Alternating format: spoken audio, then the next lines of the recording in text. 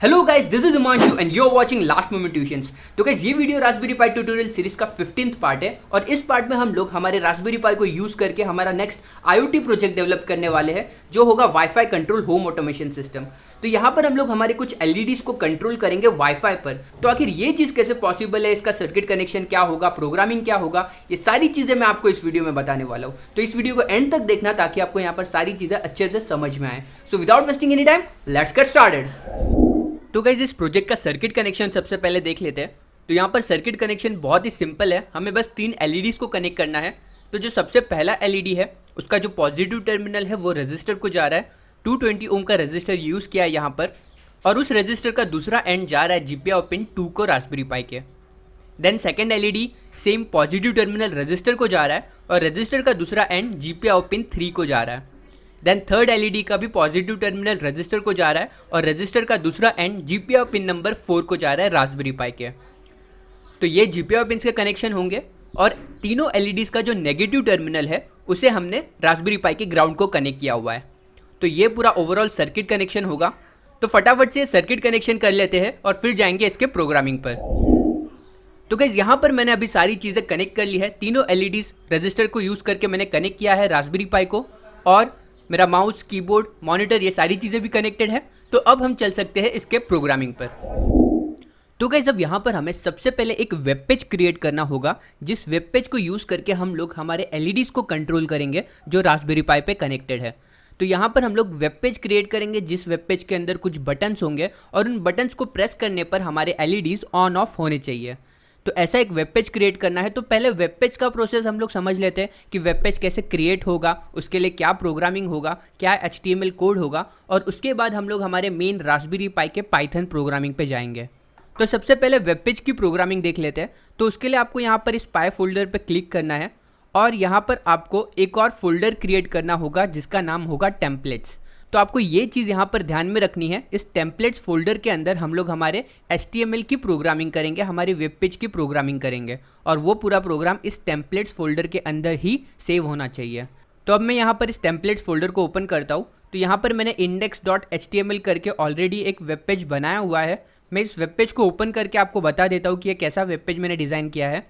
तो यहाँ पर आप देख सकते हैं, ये मैंने एक वेब पेज क्रिएट किया है। यहाँ पर मैंने लिखा है welcome to the web page LED controls, और मैंने यहाँ पर हमारे 3 एलईडीज़ के लिए टोटल 6 बटन्स रखे हैं। तो एलईडी 1 ऑन पे अगर मैं क्लिक करूँगा तो फर्स्ट एलईडी ऑन हो जाएगा। एलईडी 1 ऑफ पे अगर क्लिक करूँगा तो फर्स्ट एलईडी ऑफ हो जाएगा। सिमिलरली एलईडी 2 ऑन और 2 ऑफ, और 3 ऑन और 3 ऑफ होगा। तो इस वेब पेज की प्रोग्रामिंग क्या है, अब मैं आपको वो बता देता हूँ। तो यहाँ पर इसको मैं अभी ओपन करता हूँ टेक्स्ट एडिटर में। तो ये है हमारा HTML का प्रोग्राम जिसको यूज़ करके मैंने वो वेब पेज डेवलप किया था। गाइज, अगर आपने HTML के बारे में थोड़ा बहुत भी आपको आता रहेगा तो बहुत ही ईजी है ये प्रोग्राम समझना आप लोगों के लिए। यहाँ पर क्या होता है, यहाँ पर बेसिकली HTML टैग्स का यूज़ होता है। तो ये HTML टैग ये बताता है कि यहाँ से हमारा HTML का प्रोग्राम स्टार्ट होने वाला है।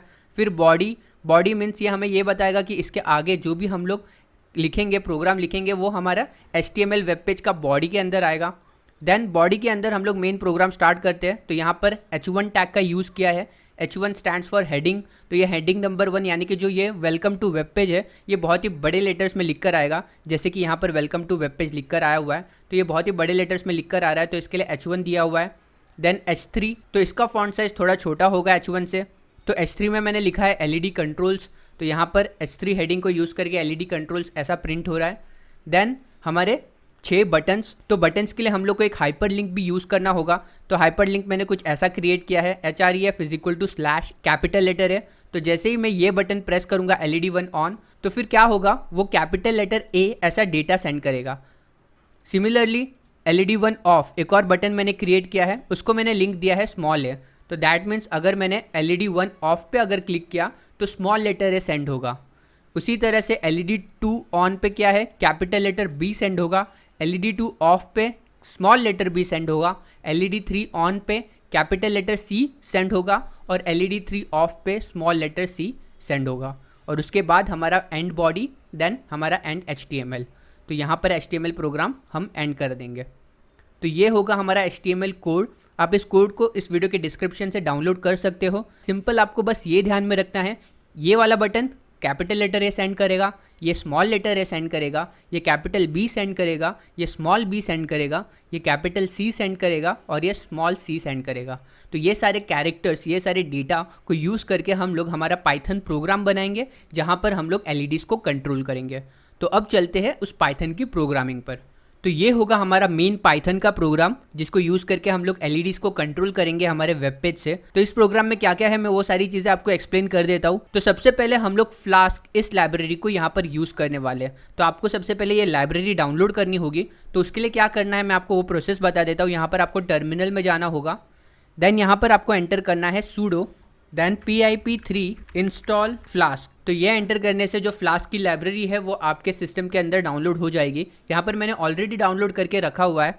तो इसके लिए ये बता रहा है रिक्वायरमेंट ऑलरेडी सेटिस्फाइड। तो फ्लास्क मेरे पास ऑलरेडी डाउनलोडेड है। अगर आपको इंस्टॉल करना है तो आप इस कमांड को यूज़ करके इंस्टॉल कर सकते हैं। देन हमने रास्पबेरी पाई के GPIO पिन्स को यहाँ पर इम्पोर्ट किया है, टाइम इम्पोर्ट किया है। तो ये सारी लाइब्रेरीज यहाँ पर इम्पोर्ट हो गई। फिर एक वेरिएबल लिया है app is equal to Flask in bracket name. तो यहाँ पर हमने जो भी डेटा सेंड किया था उस बटन पे ए सेंड हो रहा था, बी सेंड हो रहा था, तो वो सारे डेटा यहाँ पर रीड होंगे और ऐप इस वेरिएबल के अंदर स्टोर होंगे। फिर आगे बढ़ते हैं। तो यहाँ पर मैंने 3 LEDs यूज़ किए हैं, GPIO पिन 2, 3 और 4 पे कनेक्ट किया हुआ है। तो उसको मैंने वेरिएबल दे दिया है LED1, LED2 और LED3। Then GPIO.set warnings false, यानी कि GPIO से रिलेटेड अगर कुछ भी बग आता है तो फिर वो पाइथन शेल पे प्रिंट नहीं करेगा, वो सारी चीज़ें हट जाएगी। देन GPIO.set mode, GPIO.bcm, क्योंकि हम लोग यहाँ पर GPIO पिन नंबरिंग यूज़ कर रहे हैं, बोर्ड पिन नंबर यूज़ नहीं कर रहे। देन हमारे जो तीनों पिन है LED1, LED2, LED3 सारे आउटपुट पिन्स है, तो इसके लिए GPIO.out। देन हमने इनिशियली सारे LEDs को ऑफ कर दिया यहाँ पर, तो इसके लिए लिखा है GPIO.output LED1, 0, 2, 0 एंड 3, 0। तो यहाँ पर सारे LEDs इनिशियली ऑफ रहेंगे। देन प्रिंट डन, तो पाइथन शेल पे डन ऐसा प्रिंट हो जाएगा। देन अब यहाँ पर लिखा है @app.root, तो इसके अंदर वो सारे वैल्यूज़ आते हैं जो भी हम लोग ने वहाँ पर रिक्वेस्ट किए रहेंगे। तो अगर उस वैल्यू के अंदर उसे सिर्फ एक स्लैश मिलेगा, तो इसका मतलब क्या है, वो एक वेब पेज को ओपन करेगा। फॉर एग्जांपल मैं आपको ये प्रोग्राम को रन करके बताता हूँ कि एग्जैक्टली यहाँ पर होता क्या है। तो यहाँ पर प्रोग्राम को रन करने के बाद आप देख सकते हैं ये हमारा लिंक क्रिएट होगा और इस लिंक को यूज़ करके हम लोग हमारे वेब पेज को ओपन करने वाले हैं। तो अगर मैं इस लिंक को यहाँ से कॉपी करूँगा और हमारे ब्राउज़र में जाके इस लिंक को यहाँ पर पेस्ट करता हूँ, एंटर करता हूँ, तो आप देख सकते हैं हमारा वेब पेज ओपन हो गया। तो वो वेब पेज क्यों ओपन हुआ, क्योंकि इसके आगे का जो मैंने फॉरवर्ड स्लैश लगाया था वो फॉरवर्ड स्लैश वहाँ पर डिटेक्ट हुआ और फिर जाके इसने वो वेब पेज को ओपन किया। तो इस फॉरवर्ड स्लैश का मतलब था यहाँ पर ये वाला स्लैश। तो ये स्लैश जब भी डिटेक्ट होगा तो वो क्या करेगा, index.html करके जो भी हमारा वेब पेज है उसे ओपन कर देगा। तो यहाँ पर एक फंक्शन कॉल किया है def index return render underscore template then index.html। तो हम लोग ने एक फोल्डर क्रिएट किया था टेम्पलेट के नाम से जिसके अंदर index.html था। तो ये उस फोल्डर के अंदर के ही फाइल को जाके देखेगा और उसे ओपन कर देगा। तो हमारा वेब पेज वहाँ पर ओपन हो जाएगा।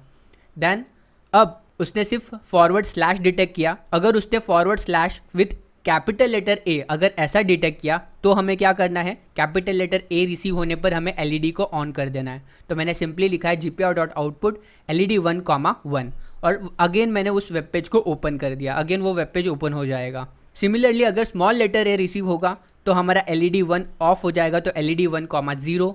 अगर कैपिटल लेटर बी रिसीव होगा तो फिर LED2, 1 तो LED2 ऑन हो जाएगा। अगर स्मॉल बी रिसीव होगा तो LED2 ऑफ हो जाएगा।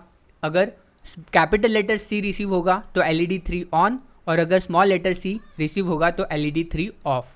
तो ऐसे करके हम लोग capital letter A, small letter A, then capital B, small B, capital C, small C, इन कैरेक्टर्स को यूज़ करके LEDs को कंट्रोल कर रहे हैं। और ये सारी चीज़ें आपको बस @app.root इसके अंदर लिखनी है। तो बहुत ही सिंपल चीज़ है ये। इस प्रोग्राम को यूज़ करके आप ऐसे HTML वेब पेज क्रिएट कर सकते हो और उनसे हमारे अप्लायंसेस को कंट्रोल कर सकते हो, LEDs को कंट्रोल कर सकते हो या कोई भी डिवाइस को कंट्रोल कर सकते हो। देन आफ्टर दैट यहाँ पर कंडीशन है if name is equal to main, तो यहाँ पर प्रिंट कर देगा स्टार्ट और app.run host 192.168.0.104। तो ये मेरा IP एड्रेस है। उस IP एड्रेस पे मैं इस वेब पेज को रन कर रहा हूँ। तो तो ये आईपी एड्रेस आपको अपना आईपी एड्रेस यहाँ पर पुट करना होगा। तो आपके रास्पबेरी पाई का कुछ और भी आईपी एड्रेस हो सकता है, तो वो कैसे पता करना है मैं आपको बता देता हूँ। उसके लिए आपको अगेन टर्मिनल पे जाना होगा, यहाँ पर डालना है ifconfig। यहाँ पर ifconfig डालने के बाद आप यहाँ पर देख सकते हैं इननेट के अंदर आपका आईपी एड्रेस आ जाता है। तो ये IP address same to same यहाँ से आपको कॉपी करना है और आपको यहाँ पर अपना आईपी एड्रेस पेस्ट करना है। बाकी कोई भी चीज़ आपको यहाँ पर चेंज करने की ज़रूरत नहीं होगी।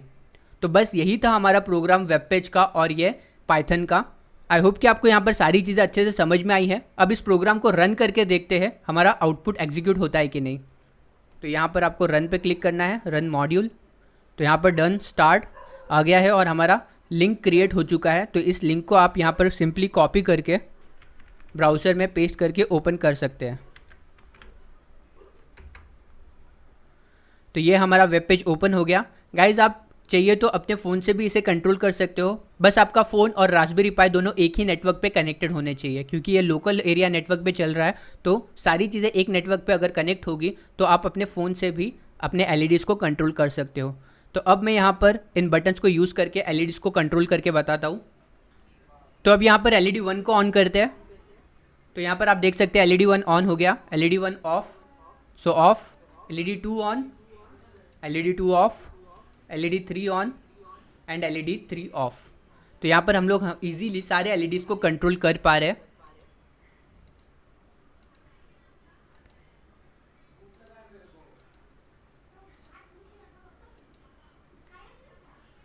तो गाइज ये था हमारा home automation system using Raspberry pi and IoT. I hope कि आपको यहाँ पर सारी चीज़ें अच्छे से समझ में आई होगी। गाइज ये सारे प्रोग्राम्स आपको इस वीडियो के डिस्क्रिप्शन में मिल जाएंगे। प्रोग्राम सर्किट डायग्राम आप वहाँ से डाउनलोड कर सकते हो। तो गाइस आपने अभी देखा कि कितना इजी है wifi control home automation system develop करना। मैंने यहाँ पर एलईडीज़ का एग्जांपल आपको बताया, बट आप यहाँ पर रिले को यूज़ करके हमारे होम अप्लायंसेस को भी कंट्रोल कर सकते हो बहुत ही ईजिली। तो आई होप कि आपको यहाँ पर सारी चीज़ें अच्छे से समझ में आई होगी। गाइज अगर ये वीडियो पसंद आए तो इस वीडियो को लाइक जरूर करना, चैनल को सब्सक्राइब करके बेल आइकन प्रेस कर लेना ताकि आपको ऐसे वीडियोस के नोटिफिकेशन आए। और गाइज अगर आपको ऐसे और वीडियोस देखने हैं IoT related, node MCU related या फिर रास्पबेरी पाई रिलेटेड, तो आप मेरे चैनल को भी विजिट कर सकते हो, जो है इंजीनियर्स एंड इलेक्ट्रॉनिक्स। काफी सारे अच्छे वीडियोस है वहां पर। तो गाइज इस वीडियो के लिए बस इतना ही। Thank you so much for watching this video. See you again in the next video.